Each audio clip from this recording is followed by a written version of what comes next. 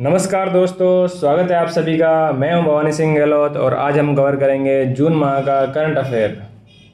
और इसमें हम आज करेंगे इंटरनेशनल सेगमेंट। चलिए चलते हैं। ये मेरा ब्रीफ इंट्रोडक्शन है। मैंने बीटेक करी इलेक्ट्रिकल इंजीनियरिंग में और स्कूलिंग है जवाहर नवोदय विद्यालय से। और ये कुछ एग्ज़ाम्स है जो मैंने क्लियर कराए हैं। चलिए चलते हैं। हमारा पहला टॉपिक है सतत विकास रिपोर्ट 2025। ये 10वीं रिपोर्ट है और ये जारी की जाती है संयुक्त राष्ट्र की एक संस्था है सतत विकास समाधान नेटवर्क, यानी सस्टेनेबल डेवलपमेंट सॉल्यूशन नेटवर्क। और भारत ने पहली बार टॉप 100 में जगह हासिल की है, यानी भारत की रैंक है 99 आउट ऑफ 167 कंट्रीज़। और भारत का स्कोर है यहाँ पे 67। देखिए ये स्कोर होता है 0 से 100 के बीच में, जहाँ 0 का मतलब है लक्ष्य कुछ भी अचीव नहीं करे गए हैं और 100 का मतलब है पूरी तरह से लक्ष्य हासिल कर लिए गए हैं। इसमें देखिए 17 तो हैं लक्ष्य SDG के और 169 है उपलक्ष्य। देखिए सतत विकास वह विकास होता है जिसमें हम संसाधनों का इस प्रकार उपयोग करते हैं कि भविष्य में आने वाली पीढ़ियों के लिए संसाधन बचे रहें, पर्यावरण का संरक्षण करते हुए। और इसमें देखिए प्रथम रैंक हासिल की है फिनलैंड ने, फिर सेकंड स्वीडन है, थर्ड डेनमार्क है। ठीक है, इस तरह से ये यूरोपियन कंट्रीज है टॉप 3 में। और हम देखेंगे कि जो टॉप 20 है उसमें भी 20 तो टॉप 20 में से 19 क्या है यूरोपीय देश हैं। और जो प्रयास किए जा रहे हैं वर्ल्ड स्तर पर, अगर इसी रेट से हम प्रयास करेंगे तो 2030 तक केवल 17% लक्ष्य ही हासिल कर पाएंगे, ऐसा एक अनुमान है। यानी कि प्रयासों में और तेज़ी लाने की आवश्यकता है। अब देखिए ये जो सतत विकास रिपोर्ट है 2016 से सतत विकास स्टार्ट किया गया है 1 जनवरी 2016 से, जो 2030 तक हमें अचीव करना है, यानी 15 सालों में हमें अचीव करना है ये 17 लक्ष्य। और अभी और प्रयास करने की आवश्यकता है। तो देखिए इसके जो 17 लक्ष्य हैं वो हम देखते हैं अगली स्लाइड में। ये देखिए सस्टेनेबल डेवलपमेंट के 17 लक्ष्य हैं। इनको हमें याद करना है। एग्जाम में एज इट इज पूछ लेते हैं, चाहे पटवारी हो, वीडियो हो, SSC हो या RS हो, UPSC हो, हर एग्ज़ाम के लिए इम्पोर्टेंट है। इसमें देखिए पहला है नो पॉवर्टी, यानी गरीबी का अंत। जो SDG का पहला ही लक्ष्य है गरीबी का अंत। दूसरा है ज़ीरो हंगर, यानी भूखमरी का अंत। तीसरा है गुड हेल्थ। देखिए ऐसे करते हुए हमारे पास 17 लक्ष्य हैं, पर ऐसे हम लॉन्ग टर्म के लिए याद नहीं कर पाएंगे। इसलिए हम इसको एक स्टोरी फॉर्म में याद करते हैं ताकि एग्ज़ाम में आए तो स्टोरी से हमें कुछ याद आए।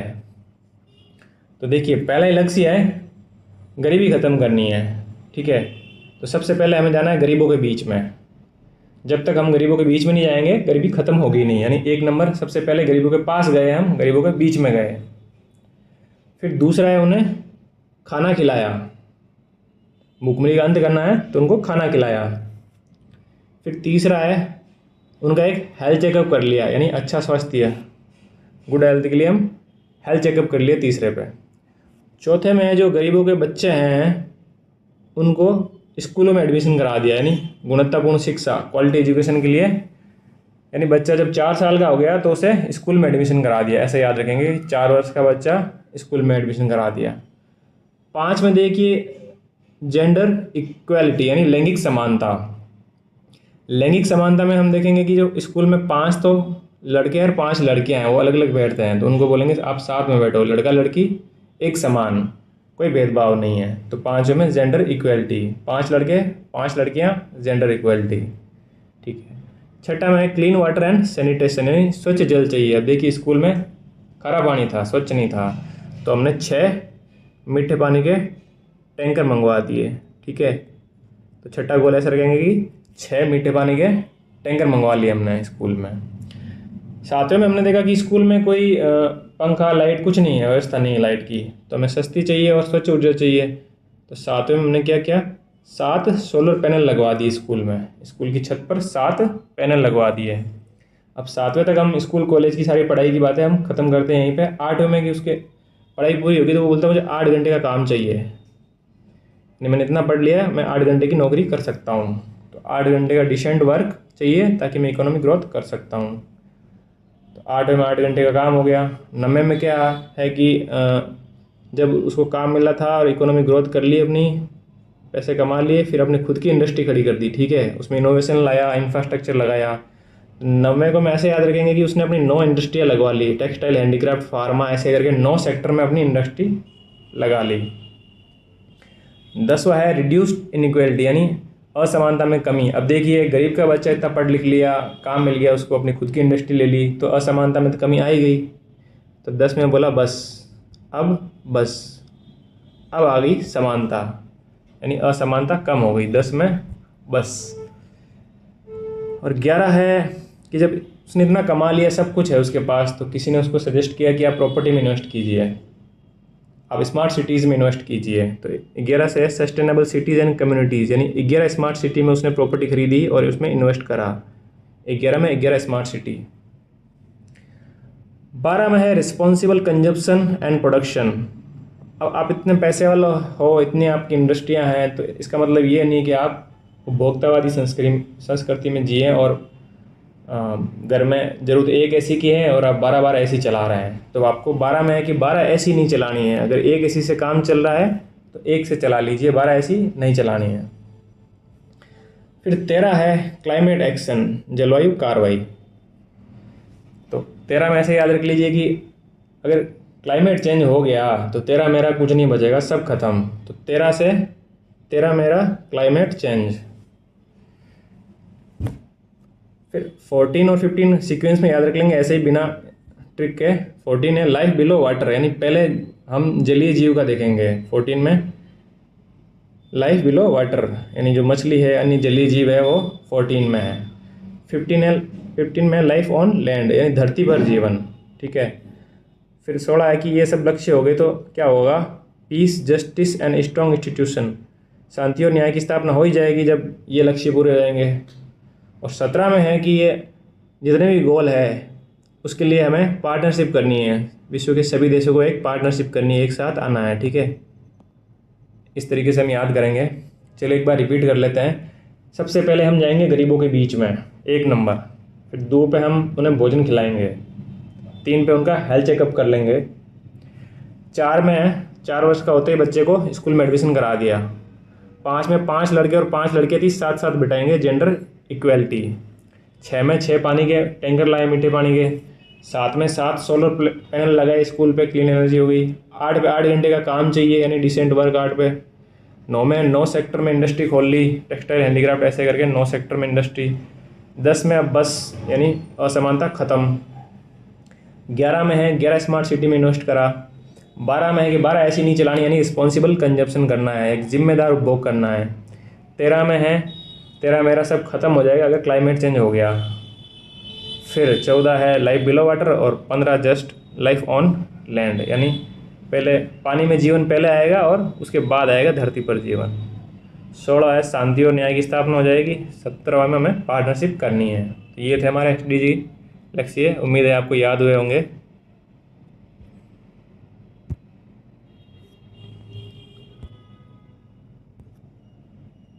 अगला है वैश्विक ऊर्जा संक्रमण सूचकांक, यानी एनर्जी ट्रांजिशन इंडेक्स। पहले तो हम देखते हैं कि ऊर्जा संक्रमण क्या होता है या एनर्जी ट्रांजिशन क्या होता है। देखिए, सिर्फ ट्रांजिशन की बात करें तो कोई एक चीज़ है, उससे हम दूसरी चीज़ पे शिफ्ट हो रहे हैं, तो वह है ट्रांजिशन, ठीक है। जैसे पहले बैलगाड़ी पे बैठ के हम इधर उधर यात्रा करते थे और कोई ऑप्शन था नहीं, फिर बस आ गई, ट्रेन आ गई, तो हम बैलगाड़ी से बसों की तरफ मूव कर गए, वो काम में लग गई, एक ट्रांजिशन है। तो ऊर्जा संक्रमण क्या है कि ऊर्जा के एक स्रोत से दूसरे स्रोत की तरफ जाना, यानी एक स्रोत को छोड़ना और दूसरा अपनाना। तो देखिए ऊर्जा संक्रमण क्या है कि जो जीवाश्म ईंधन है इससे हटकर हमें नवीकरणीय ऊर्जा स्रोतों की तरफ बढ़ना है, ठीक है।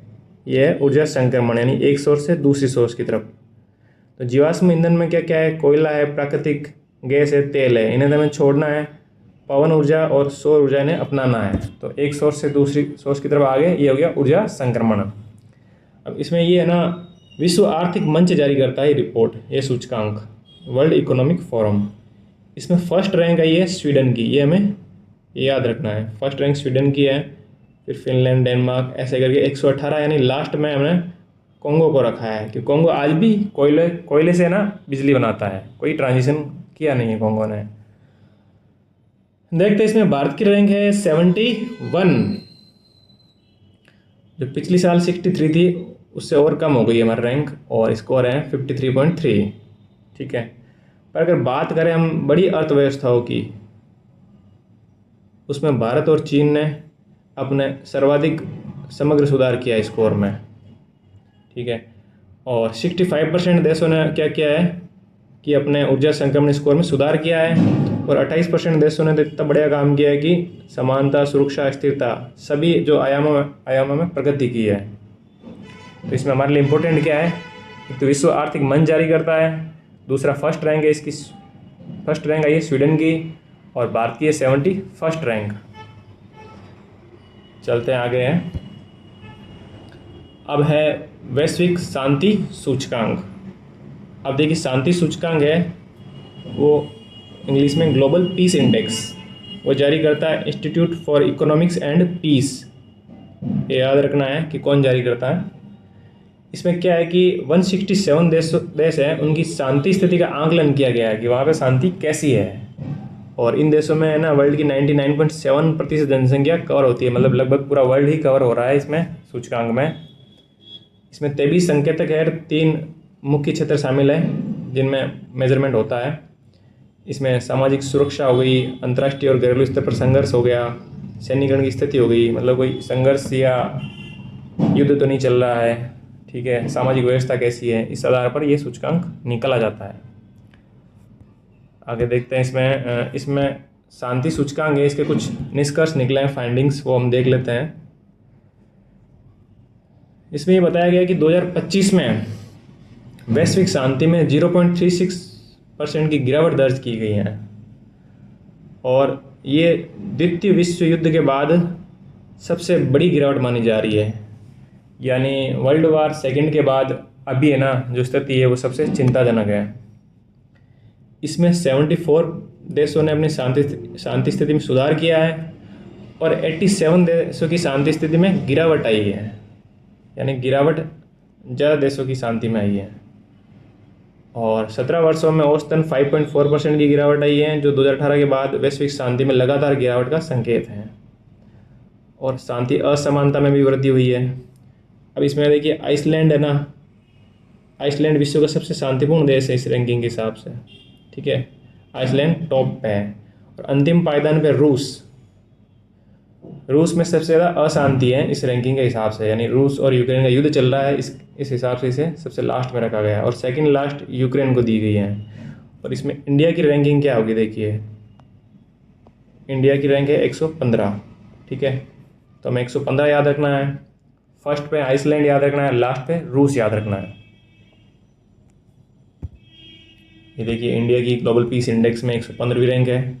ठीक है, पिछले साल 116 थी, यानी एक रैंक का सुधार हुआ है। और अपना GPI स्कोर 2.229 है, और पिछले वर्ष की तुलना में 0.58% का सुधार हुआ है। अब एग्जाम में क्वेश्चन आए उस हिसाब से देख लेते हैं कि भारत के पड़ोसी देश हैं इस रैंकिंग में उनकी क्या पोजीशन है। देखिए भूटान की 21st रैंक, यानी भूटान में अच्छी खासी शांति है, नेपाल में भी शांति है, श्रीलंका में भी शांति है, और चीन में भी शांति है भारत की तुलना में। और भारत से नीचे रैंक किस की, देखिए बांग्लादेश में भी क्या हुआ, शेख हसीना को बांग्लादेश छोड़ के जाना पड़ा। ठीक है, पाकिस्तान में आतंकवाद है ही, म्यांमार में सैन्य शासन चल रहा है, अफगानिस्तान में तालिबान शासन है। तो इन देशों की रैंकिंग भारत से पीछे है, ये थोड़ा हमें माइंड में रखना है कि पड़ोसी देश की क्या स्थिति है। अब आगे है सिप्री की रिपोर्ट, सिप्री रिपोर्ट 2025। सिप्री की फुल फॉर्म है यहाँ पे Stockholm International Peace Research Institute. ठीक है, इसके अनुसार भारत है ना वर्ल्ड में दूसरा सबसे बड़ा हथियार आयातक देश है, और फर्स्ट है यूक्रेन, यानी विश्व में यूक्रेन सबसे ज़्यादा हथियार आयात करता है, क्योंकि यूक्रेन और रशिया का वार है इसलिए। और ये रिपोर्ट है ना बताती है कि कहाँ पे संघर्ष की स्थिति है, कहाँ पे युद्ध चल रहा है, कहाँ पे परमाणु हथियारों को बढ़ावा मिल रहा है, ठीक है।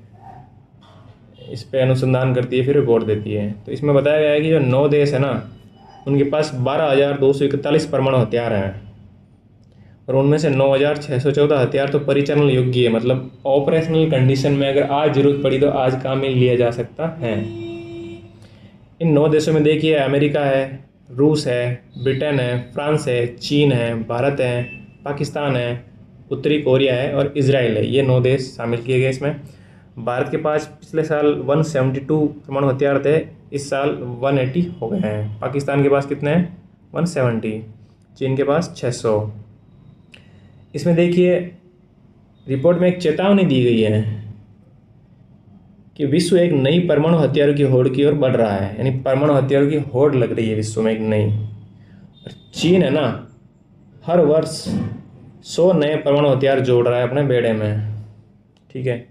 अब इसमें देखिए, अमेरिका के पास आपको कम दिख रहे होंगे हथियार और रूस के पास ज़्यादा दिख रहे होंगे, बट अगर ऑपरेशनल कंडीशन की बात करें तो अमेरिका के पास ज़्यादा होंगे, ठीक है, जो काम में लिए जा सकते हैं।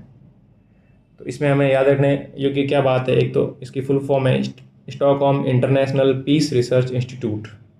फिर फर्स्ट रैंक है यूक्रेन की और सेकंड रैंक है भारत की हथियार आयात करने के मामले में।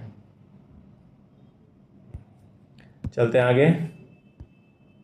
देखिए, एक ब्लू रिसर्च सेंटर है, उसने अपनी एक रिपोर्ट प्रकाशित की गई है कि विश्व में सबसे तेज़ बड़ी मुस्लिम आबादी, ठीक है, जो 2010 से 2020 का टाइम है, उसमें मुसलमानों की जनसंख्या ना 347 मिलियन से बढ़कर 2 बिलियन हो गई है, ठीक है, जो अन्य धार्मिक समूह से अधिक वृद्धि दर्शाती है।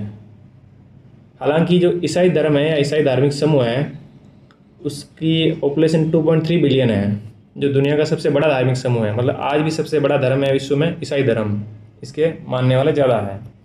फिर हिंदू धर्म में 1.2 बिलियन है, वो लगभग 15% के पास स्टेबल है पॉपुलेशन। और बौद्ध धर्म में 19 मिलियन की गिरावट आई है। और जो धर्मनिरपेक्ष है, जो अपने आप को सेक्युलर मानते हैं, जिनकी किसी भी धर्म में आस्था नहीं है, उनकी पॉपुलेशन बढ़कर 270 मिलियन बढ़कर कितनी हो गई? 24% हो गई। और यहूदी की 0.01 बिलियन है। देखिए, इसमें हमें आंकड़े याद नहीं करने हैं, इसमें हमें एक ट्रेंड देखना है कि कौन सा है। एक तो ईसाई धर्म सबसे बड़ा हो गया, फिर बौद्ध धर्म में क्या हो रही है? गिरावट आ रही है। और धर्मनिरपेक्ष में क्या हो रहा है? बढ़ावा मिल रहा है, धर्मनिरपेक्ष की पॉपुलेशन बढ़ रही है। और जो ग्रोथ है वो मुस्लिम पॉपुलेशन की ज़्यादा है। चलते हैं आगे। आगे हैं हमारे प्रधानमंत्री जून माह में 3 देशों की यात्रा पे निकलते हैं, जिसमें पहला देश है साइप्रस, इसके बाद कनाडा जाएंगे, क्रोएशिया जाएंगे। तो साइप्रस में हमारे लिए एक इम्पोर्टेंट है कि वहाँ का सर्वोच्च नागरिक सम्मान है Grand Cross of the Order of Makarios third. ये माकारियोस थर्ड इनको सम्मान दिया गया है, वहाँ का सर्वोच्च नागरिक सम्मान है। और ये साइप्रस के पूर्व राष्ट्रपति के नाम पर दिया जाता है। वहाँ के एक राष्ट्रपति थे माकारियोस थर्ड करके, उनके नाम पर दिया जाता है। देखिए, मोदी जी को दिया गया है। वहाँ के अभी के राष्ट्रपति जो है निकोस क्रिस्टोडोलिडेस, इनके द्वारा सम्मान दिया गया है। तो यही इम्पोर्टेंट है इसमें। और बाकी MOU तो होंगे वहाँ गए तो। ऊर्जा सुरक्षा है, आतंकवाद विरोधी सहयोग है, व्यापार है, समुद्री सुरक्षा है, जलवायु है, इस पर MOU हुए हैं। और इसमें देखिए 2 MOU है जो थोड़ा देखने लायक है। एक तो UPI को लेके हुआ है, NPCI इंटरनेशनल पेमेंट लिमिटेड और यूरो बैंक साइप्रस, इसमें एक MOU हुआ है। और हमारे स्टॉक एक्सचेंज है NSE इंटरनेशनल एक्सचेंज और साइप्रस स्टॉक एक्सचेंज, इनके बीच MOU हुआ है। यह NSE की फुल फॉर्म है नेशनल स्टॉक एक्सचेंज, ठीक है, जो दिल्ली में है। और इसकी एक ब्रांच है इंटरनेशनल एक्सचेंज, जो गिफ्ट सिटी गुजरात में है। चलते हैं आगे। अब नेक्स्ट साइप्रस के बाद पहले देखिए साइप्रस की लोकेशन देख लेते हैं हम। साइप्रस की लोकेशन है भूमध्य सागर में, एक द्वीपीय देश है, ठीक है। और कनाडा देखते हैं आगे। साइप्रस के बाद हमारे G7 शिखर सम्मेलन में भाग लेते हैं मोदी जी कनाडा में। और कनाडा में कनानास्किस जगह है, वहाँ पे G7 होता है। और कनाडा में देखिए, आपको पता ही है कि उत्तरी अमेरिका में है। और इसमें कि भारत लगातार 6 वर्षों से इस वैश्विक शिखर सम्मेलन में एक आउटरीच देश के रूप में भाग ले रहा है, मतलब आमंत्रित किया जा रहा है भारत को, पर भारत G7 का सदस्य नहीं है। और 6 वर्षों से भारत भाग ले रहा है और 6 वर्षों से हमारे प्रधानमंत्री मोदी जी भी इसमें भाग ले रहे हैं। और भारत के अलावा इसमें आमंत्रित देश देखिए, भारत के अलावा कौन से हैं? ऑस्ट्रेलिया है, मैक्सिको है, ब्राज़ील है, दक्षिण अफ्रीका है, दक्षिण कोरिया और यूक्रेन। और पहले इस G7 का एक इतिहास देख लेते हैं। देखिए 1975 में बना था G6, जिसमें 6 देश ही थे, ये कनाडा ना नहीं था, बाद में ऐड हुआ। फिर 1975 के बाद में कनाडा इसमें ऐड हुआ तो ये बन गया G7। फिर 1997 में रूस इसमें शामिल हो गया तो ये बन गया G8, ठीक है। और 2014 में रूस ने क्या किया? क्रीमिया पे कब्जा कर लिया, तो रूस को वापस G7 से बाहर कर दिया गया और फिर ये वापस क्या बन गया? G7। देखिए G6 से 7 बना, 7 से 8 बना, 8 से वापस 7 पे आ गया। तो हमें अभी के देश याद रखना है कौन कौन से हैं। तो 2 देश तो हो गए उत्तरी अमेरिका के, ठीक है, एक तो हो गया कनाडा, एक हो गया USA, ठीक है, और इधर एक जापान हो गया, ठीक है। और बीच में ये 4 यूरोपीय देश याद कर लेंगे, महाद्वीप के हिसाब से ये 4 देश याद कर लेंगे। इधर UK आ जाएगा, ठीक है, फिर फ्रांस आ जाएगा, फ्रांस, जर्मनी और इटली, ठीक है। ऐसे हम 7 देशों को याद कर लेंगे। इसमें ये जो G7 है विश्व की 40% अर्थव्यवस्था को रिप्रेजेंट करता है और 10% जनसंख्या को रिप्रेजेंट करता है। और पिछले कुछ वर्षों से यूरोपीय संघ भी इसमें लगातार भाग ले रहा है, तो इसको एक गैर सूचीकृत सदस्य का दर्जा दिया गया है। मतलब सूचीकृत तो 7 ही सदस्य हैं, ये गैर सूचीकृत हैं। चलते हैं फिर कनाडा के बाद में तीसरा देश है क्रोएशिया, जहाँ पे हमारे प्रधानमंत्री यात्रा करते हैं। और भारत के प्रधानमंत्री मोदी क्रोएशिया की यात्रा करने वाले पहले प्रधानमंत्री बने, इससे पहले कोई भी प्रधानमंत्री क्रोएशिया नहीं गए हैं। तो क्रोएशिया की पोजीशन अगर हम देखें तो ऑस्ट्रिया हंगरी के नीचे हैं यूरोप में। और उन्होंने, क्रोएशिया के प्रधानमंत्री है आंद्रेज प्लेंकोविच, और राष्ट्रपति जोरान मिलनोविच से मुलाकात की और वहाँ पे गए हैं तो कुछ समझौते करेंगे, कृषि, संस्कृति और विज्ञान इन क्षेत्रों में ज्ञापनों पर हस्ताक्षर किए।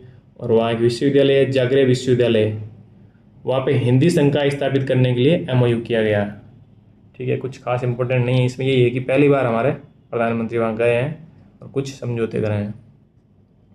अब ये तीनों देशों की यात्रा समाप्त होती हैं। फिर देखते हैं संयुक्त राष्ट्र का जो सुरक्षा परिषद है, सिक्योरिटी काउंसिल है, उसमें 5 नए अस्थायी देश को शामिल किया गया है। पहले देख लेते हैं इसमें सदस्य देश होते कितने हैं। तो संयुक्त राष्ट्र सुरक्षा परिषद में 15 सदस्य होते हैं, यूनाइटेड नेशन सिक्योरिटी काउंसिल। इसमें तो 5 तो स्थायी सदस्य होते हैं जिन्हें P5 बोलते हैं, यानी परमानेंट 5, जो है चीन, रूस, फ्रांस, UK, USA। इनके पास है वीटो शक्ति। वीटो शक्ति मतलब कोई भी प्रस्ताव आया है, अगर एक भी देश ने वीटो लगा दिया तो वो प्रस्ताव पारित होने से रह जाएगा, पारित न हो पाएगा। तो इसमें इसको एक ट्रिक से याद कर लेते हैं कि चीन, रूस फरियादी, UK, US अधिकारी। यानी चीन और रूस तो क्या है कि ज़्यादा वीटो का यूज़ करते हैं, ठीक है। भारत किसी को आतंकवादी घोषित करता है, चीन उस पर वीटो कर देता है कि तो आतंकवादी है ही नहीं। इस तरह से ट्रिक में हम याद करेंगे चीन, रूस फरियादी, फरियादी से फ्रांस, और UK, US अधिकारी। चीन, रूस फरियादी, UK, US अधिकारी। अब देखिए जो सिक्योरिटी काउंसिल है उसका काम क्या है? अंतर्राष्ट्रीय शांति और सुरक्षा बनाए रखना। और ये 1945 में स्थापना की गई UN के साथ ही। देखिए UN यानी संयुक्त राष्ट्र, UN के कितने 6 अंग हैं। 6 अंग में देखिए कौन कौन से हैं। एक है जनरल असेंबली यानी महासभा, दूसरा है UNSC मतलब संयुक्त राष्ट्र सुरक्षा परिषद, फिर तीसरा है इंटरनेशनल कोर्ट ऑफ जस्टिस यानी अंतर्राष्ट्रीय न्यायालय, हैग नीदरलैंड में जिसका मुख्यालय है, और चौथा है अपने इकोसोक यानी आर्थिक और सामाजिक परिषद, पांचवा है न्यास परिषद जो अब काम में नहीं आ रहा है, बंद है, उसका काम इतना ही था कि उपनिवेशों को आज़ाद कराए, 11 न्यास क्षेत्र थे वो हो चुके हैं, और छठा है सचिवालय जो UN का एक सचिवालय है। 6 अंग है यूएन के, उसमें से एक है संयुक्त राष्ट्र सुरक्षा परिषद। और वर्ल्ड वार 2 के बाद में इसे इस्टेब्लिश किया गया था ताकि फिर से कोई वर्ल्ड वार ना हो। अब इसमें याद रखने के लिए इम्पोर्टेंट बात है कि 5 अस्थायी देश है। देखिए 5 अस्थायी देश इसमें ऐड हुए हैं। कौन कौन से? कोलंबिया, कोंगो गणराज्य, लातविया, लाइबेरिया और बहरीन। इन 5 को हमें याद रखना है, ठीक है। 15 सदस्यीय में देखो 5 तो हमने परमानेंट पढ़ लिए और 10 अस्थायी है। 10 में से 5 इस साल ऐड हुए हैं, 5 पिछले साल हो गए थे। सबका कार्यकाल कितना होता है? 2 साल। ये जो अस्थायी देश है उनका कार्यकाल 2 साल है। अब इसको याद कैसे रखेंगे नए वाले को? ये इम्पोर्टेंट है, तो इसको याद रखते हैं KKLLB। यानी के क्या कर रहा है? LLB कर रहा है। के कौन? कोलंबिया और कोंगो, L से लातविया, L से लाइबेरिया, B से बहरीन। तो ये हमें याद रह जाएगा ऐसे। KKLLB अस्थायी सदस्य ऐड हुए हैं 2025 में। और 2024 में ये जो ऐड है वो उनमें डेनमार्क है, ग्रीस है, पाकिस्तान है, पनामा है, सोमालिया है। अब इसमें देखिए कि जो पाकिस्तान अभी मेंबर है, मतलब 2026 तक रहेगा, ठीक है, 2 साल कार्यकाल है तो। और ये जो अस्थायी देश है, ये जो संयुक्त राष्ट्र की जनरल असेंबली महासभा है, इसके द्वारा अपॉइंट किए गए हैं। और इसमें जो पाकिस्तान है उसको UNSC 1998 की जो तालिबान प्रतिबंध समिति है उसका अध्यक्ष बना दिया गया है। UN का मानना क्या है? सिक्योरिटी काउंसिल का लोहा लोहे को काटता है तो आतंकवाद भी आतंकवाद को काटेगा। अब देखते हैं कितना काट पाता है। और फिर आतंकवाद विरोधी समिति सिक्योरिटी काउंसिल की, उसका उपाध्यक्ष बनाया पाकिस्तान को। आतंकवाद समाप्त करने में उपाध्यक्ष बनाया और तालिबान को ख़त्म करने में तो अध्यक्ष ही बना दिया है। चलते हैं आगे। अब नेक्स्ट है अपने एक सीनियर IAS हैं वी श्रीनिवास जो प्रशासनिक सुधार और लोक शिकायत विभाग है उनके अध्यक्ष हैं। इनके आगे एक और आई लग गया है। इस आई का मतलब देखिए, अंतर्राष्ट्रीय प्रशासनिक विज्ञान संस्थान है, IIS की फुल फॉर्म है, ठीक है। भारत IAS अध्यक्ष पद के लिए क्या हुआ? निर्वाचित हो गया है। इसकी फुल फॉर्म क्या है? International institute for academic administrative science, ठीक है। ये अवधि रहेगी 2025 से लेकर 2028 तक। इसमें अध्यक्षता करेगा भारत, और भारत की तरफ से वी श्रीनिवास। और संगठन के इतिहास में पहली बार हुआ कि चुनाव मतपत्र से हुआ। इससे पहले अलग अलग तरीके अपनाए जाते थे, इलेक्ट्रॉनिक है, ईमेल है, इन पर्सन है। तो इस बार पहली बार मतपत्र का यूज़ किया गया है। भारत को या फिर वी श्रीनिवास को 62% वोट हासिल हुए हैं। और ये देखिए जो अंतर्राष्ट्रीय प्रशासनिक विज्ञान संस्थान ये होता क्या है? जैसे हमारे राजस्थान में HCM रीपा है, इंडिया में लबासना है, ठीक है, जो प्रशासन में दक्षता और सुधार लाने की बात करते हैं। तो वैसे ये एक इंटरनेशनल स्तर पे है प्रशासनिक विज्ञान संस्थान, जो प्रशासन में विज्ञान का यूज कैसे कर सकते हैं या प्रशासन को कैसे बेटर बना सकते हैं उस पर ये काम करता है। इसका मुख्यालय है ब्रुसेल्स, बेल्जियम में, ठीक है। और भारत 1998 से इसका मेंबर है और 2025 से 28 में क्या कर रहा है? अध्यक्षता कर रहा है। चलते हैं आगे। बांग्लादेश है, उसमें नए बैंक नोट जारी किए गए हैं जिनको क्या बोलते हैं? टका बोलते हैं बांग्लादेश में। हमारे यहाँ रुपया बोलते हैं, वहाँ टका बोलते हैं। उसमें वहाँ के जो पूर्व राष्ट्रपति है शेख मुजीबुर रहमान का चित्र को हटा दिया गया है। अभी देखिए ना, ये शेख मुजीबुर रहमान क्या है कि शेख हसीना के पिताजी हैं और बांग्लादेश के संस्थापक है। जो 1971 का वार हुआ भारत पाकिस्तान में, फिर बांग्लादेश आज़ाद हुआ, उनमें इनकी महत्वपूर्ण भूमिका थी। एक बड़े नेता थे और ये संस्थापक राष्ट्रपति थे, यानी कि जब बांग्लादेश बना तो ये राष्ट्रपति, पहले राष्ट्रपति बने और फिर ये प्रधानमंत्री बने। इस प्रकार इनकी महत्वपूर्ण भूमिका थी बांग्लादेश बनने में। और अभी जो सत्ता परिवर्तन हुआ, अंतरिम सरकार है यूनुस खान के नेतृत्व में, उन्होंने बैंक नोट से इनका नाम हटा लिया गया है। देखिए 1000 टका, 50 टका, 20 टका ये नोट हैं, इनमें इनका चित्र हटा लिया गया है और डिज़ाइन में मानव चित्रों को शामिल नहीं किया गया, ऐसा बताया गया है। और जो प्राकृतिक परिदृश्य है, पुरातत्विक स्थल है या ऐतिहासिक स्थल है, उनको जोड़ा गया है, जिसमें हिंदू और बौद्ध मंदिर चित्र भी शामिल है। चलते हैं आगे। अगला है अपने निकारागुआ एक देश है जो मत्स्य पालन सब्सिडी समझौता है WTO का, उसको स्वीकार करने वाला 101वां सदस्य बन गया है। यानी मत्स्य पालन सब्सिडी को स्वीकार कर लिया है निकारागुआ। और निकारागुआ है कहाँ पे? ये अगर सपोज करते हैं कि ये है उत्तरी अमेरिका और ये है दक्षिणी अमेरिका, बीच में ये छोटे छोटे द्वीप और देश हैं, ये है सेंट्रल अमेरिका। तो ये निकारागुआ कहाँ है? सेंट्रल अमेरिका में है, ठीक है। और फिर है चीन, दुनिया का पहला गैर बाइनरी AI चिप लॉन्च किया है, ठीक है।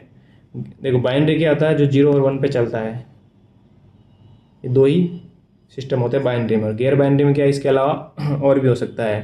तो इसमें गैर बाइनरी में क्या किया? हाइब्रिड स्टोकिस्ट नंबर पद्धति को यूज किया गया है, ठीक है। आगे चलते हैं। तो देखिए इंटरनेशनल सेगमेंट में आज के लिए हमारे लिए इतना ही है। एक बार हम पूरा फिर से रिवाइज कर लेते हैं, इम्पोर्टेंट जो है टॉपिक एक बार देख लेते हैं। देखिए पहला था हमारा सतत विकास रिपोर्ट, इसमें भारत की रैंक इंपॉर्टेंट है 99, फर्स्ट रैंक है फिनलैंड की, ठीक है। और फिनलैंड और भारत, और संस्थान भी देख लीजिए UNSDSN। फिर ये गोल आई होप आपको स्टोरी से याद रह गए होंगे, बाकी आप कमेंट में बता सकते हैं कि आपको याद हुए नहीं। फिर ऊर्जा संक्रमण में हमने देखा था कि ये विश्व आर्थिक मंच जारी करता है, ठीक है। और इसमें स्वीडन है फर्स्ट रैंक पे है, भारत है 71st पे है। और आगे देखते हैं शांति सूचकांक में भारत की हमने 115वीं रैंक पढ़ी थी। और इसमें institute for economics and peace ये संस्था है जो जारी करती है।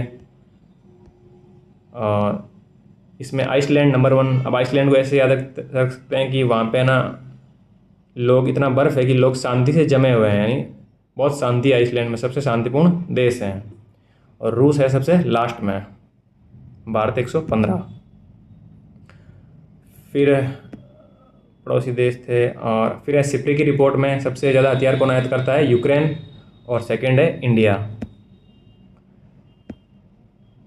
फिर साइप्रस का जो Grand Cross of the Order of Makarios III किसको मिला है? मोदी जी को। और ये कहाँ का है? साइप्रस का, ये याद रखना है। फिर G7 शिखर सम्मेलन जो हुआ कनानास्किस कनाडा में, ठीक है। और भारत 6 वर्षों से लगातार इसमें आउटरीच देश के रूप में आमंत्रित है। और 7 इसके जो सदस्य हैं वो हमें महाद्वीप के हिसाब से याद रखना है। कनाडा, USA, और इधर जापान, और बीच में यूरोप के 4 देश, UK, फ्रांस, जर्मनी, इटली। इसके बाद जो सुरक्षा परिषद है 5 अस्थायी देश हैं, इनको हमने KKLLB से याद करा। Congo, Colombia, Congo, Latvia, Liberia और बहरीन। इसमें लातविया जो है इसको पहली बार अस्थायी देश के रूप में शामिल किया गया है। और जो P5 परमानेंट 5 देश हैं उनको हमने चीन, रूस, फरियादी, UK, US अधिकारी, इससे याद करा था। और अंतर्राष्ट्रीय प्रशासनिक विज्ञान संस्थान का अध्यक्ष भारत बना है, और भारत की तरफ से V श्रीनिवास करेंगे अध्यक्षता। और शेख मुजीबुर रहमान का चित्र हटा लिया गया है टका से, ठीक है। तो आज के सेशन में इतना ही, और अंत तक बने रहने के लिए आपको बहुत बहुत धन्यवाद। आशा करता हूँ कि ये वीडियो आपके लिए हेल्पफुल रहा होगा, और मिलते हैं अगले वीडियो में। तब तक के लिए जय हिंद।